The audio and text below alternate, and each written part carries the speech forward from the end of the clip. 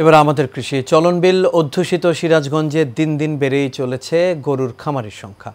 লাভজনক হওয়ায় বেকার যুবকরা ঝুঁকছেন গরু পালনে, যে কারণে তারাস উপজেলার নওগাঁ গরুর হাট জমজমাট থাকে সারা বছরই। মির্জা আব্দুর রব বুলবুলের তথ্যছবিতে আরও জানাচ্ছেন সোয়েব সাত্তার লিজন।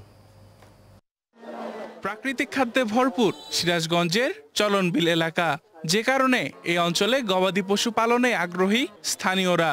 গোখাদ্য খরচ বেশি হওয়ায় প্রাকৃতিক খাবার দিয়ে পশুপালনে প্রতি বছরই ভালো লাভ হওয়ায় বাড়ছে খামারির সংখ্যা।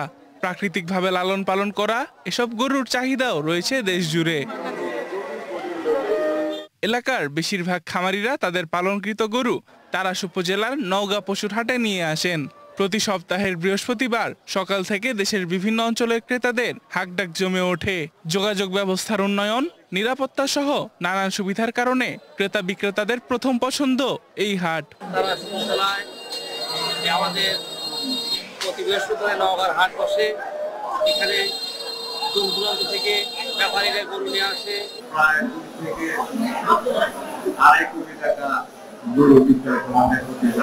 কিন্তু আমাদের এখানে সমস্যা জায়গা সমস্যাটা হচ্ছে গরু খুবই সংকীর্ণ জায়গা। তারাস উপজেলার নির্বাহী কর্মকর্তা নুসরাত জাহান জানান, হাটে ক্রেতা বিক্রেতাদের নিরাপত্তা সহ সার্বিক বিষয়গুলো গুরুত্ব সহকারে দেখা হচ্ছে। এই হাটকে পুনরায় সংস্কার করা এবং এই হাটকে আরো মানুষের জন্য উপযোগী করে তোলার জন্য পরিকল্পনা আছে।